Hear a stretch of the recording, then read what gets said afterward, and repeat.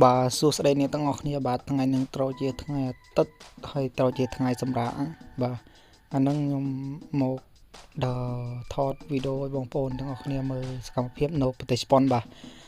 này cứ chỉ xuân cho bà mùi tối mùi nâu tam sợ xe bà nâu chỉ tiền nhung đó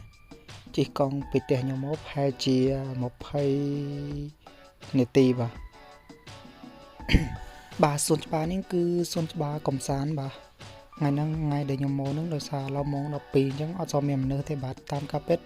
ở trước mô bê là nghiệt mong buồn một pram hai chia miền mình chơi bà bây giờ tôi mong một miền mình chơi bà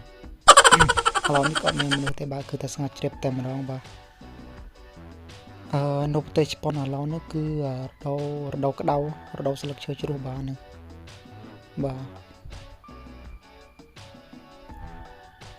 nộp tệ spawn cái trôi chất ra đầu nó chừng kia ra đầu cái đầu sửa lên từ nào chẳng phù về mà là mồm chẳng á và chúng ta đâu trò chuyện về ai tự chuyện khăn của xóm đấy dương với bạnក្នុងការដែលលេងគាត់សប្បាយដែរបាទđâuទៅជាគេអត់សូវដល់លេងទេជនជាតិជប៉ុនគេនៅតែក្នុងផ្ទះបាទបើរដូវក្តៅគឺគេដល់លេងច្រើនបាទនេះគឺបាទ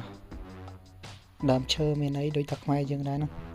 គាត់ថាដើមឈើនៅប្រទេសជប៉ុនវាខុសពីប្រទេសខ្មែរអញ្ចឹងណា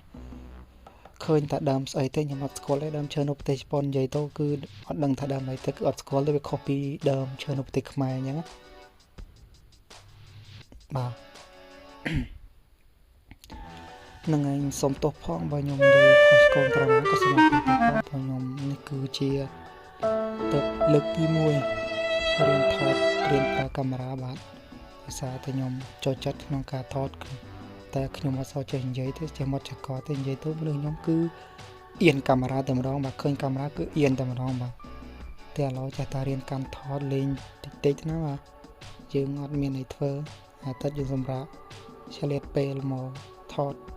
វីដេអូលេងហ្នឹងបាទ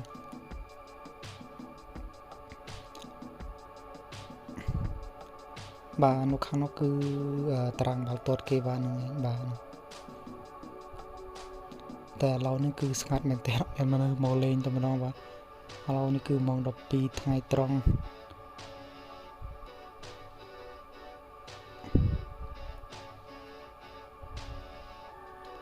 បាទនឹងឯងសួនច្បារនៅប្រទេសគេអញ្ចឹងហ្នឹងបាទនិយាយទៅនៅប្រទេសជប៉ុនសួនច្បារនៅកន្លែងណាក៏មានដែរបាទគឺសួនច្បារច្រើនតែមែនតើម្ដងបាទគេធ្វើដើម្បីយើងមកអង្គុយលេងកម្សាន្តអញ្ចឹងសួនច្បារហ្នឹងយើងអាចទិញម្ហូបចំណីអាហារម្ហូបបានតែយើងហូបហើយយើងសម្រាប់មកអីដែលយើងហូបហ្នឹងយើងយកទៅចោលទៅអត់អីទេបាទគេអត់ថែទេយើងអាចហូបបានបាទកុំតែយើងហូបហើយយើងទុកសម្រាប់ចោលទៀងទៅទេទាំងអញ្ចឹងបើសិនតាលិះឬជនជាតិជប៉ុនឃើញគេអាចបដិងប៉ូលីសចាប់យើងអញ្ចឹងយើងអាចមានទោសផាកវិន័យអីផ្សេងទៀតណាច្បាប់នៅប្រទេសជប៉ុនបាទវាខុសនៅប្រទេសខ្មែរបាទនេះគឺជាបន្ទប់ទឹកបាទបន្ទប់ទឹកនៅគៀនសួនច្បារហ្នឹងបាទបន្ទប់ទឹកគេគឺតែស្អាតមែនតែម្ដងបាទហ្នឹងមើលបន្ទប់ទឹកគេស្អាតមែនតែម្ដងបាទ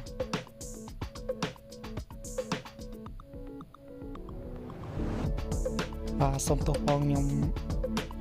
រៀងឈឺកបន្តិចនិយាយអត់សូវច្បាស់ទេហ្នឹងដោយសារតែយប់មិញ